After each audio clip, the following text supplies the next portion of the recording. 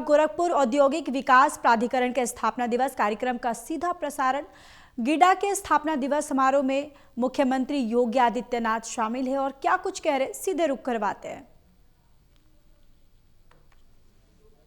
करोड़ नौजवानों को सीधे सीधे नौकरी की स्थिति वहां पर पैदा की है और प्रदेश भर में हुई है। अकेले गीडा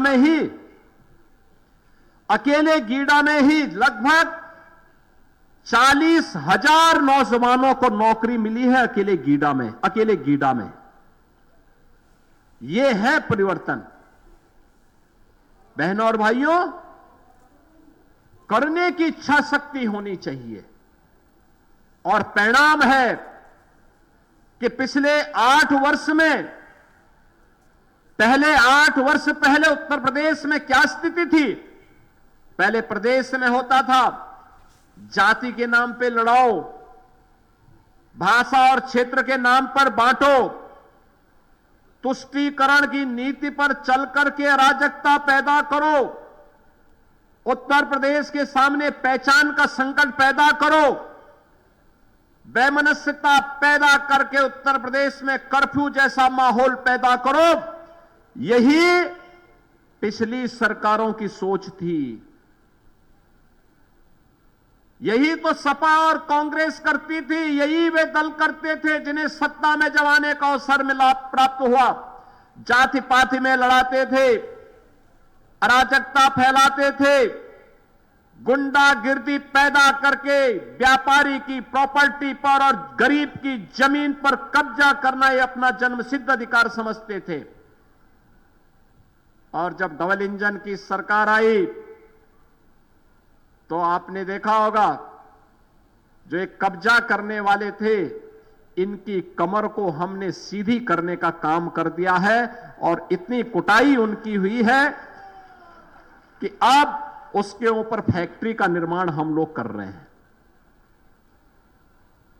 माफिया गायब हो गया, कर्फ्यू गायब, दंगे बंद, अराजकता बंद, उपद्रव का प्रदेश अब उत्तर प्रदेश उत्सव का प्रदेश बन गया है। अभी आपने 25 नवंबर को देखा होगा, अयोध्या में प्रधानमंत्री जी के कर कमलों से भगवान राम की पावन जन्मभूमि पर आपने देखा होगा कितनी भव्यता के साथ प्रधानमंत्री जी ने भगवा धर्म ध्वजा को आरोहण करने का काम किया है। कितनी भव्यता के साथ पूरा देश, 140 करोड़ भारतवासी, हर सनातन धर्मावलंबी आत्म गौरव के भाव से झूम उठा।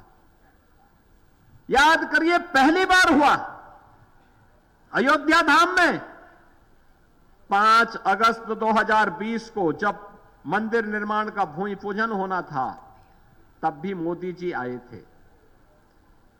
गत वर्ष 22 जनवरी 2024 को जब अयोध्या धाम में राम मंदिर में भगवान रामलला की प्राण प्रतिष्ठा का कार्यक्रम संपन्न होना था, तब भी प्रधानमंत्री जी स्वयं अयोध्या धाम पधारे।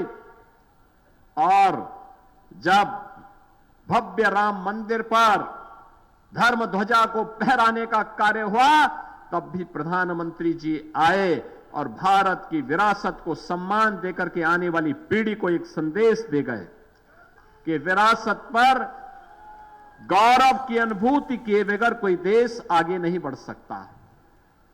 आपने देखा होगा 25 को प्रधानमंत्री जी ने काम किया और 2 दिन के बाद ही समाचार आ गया, भारत दुनिया के अंदर सबसे तेज उभरती हुई अर्थव्यवस्था के रूप में, तीसरी बड़ी अर्थव्यवस्था के रूप में स्थापित हो गया।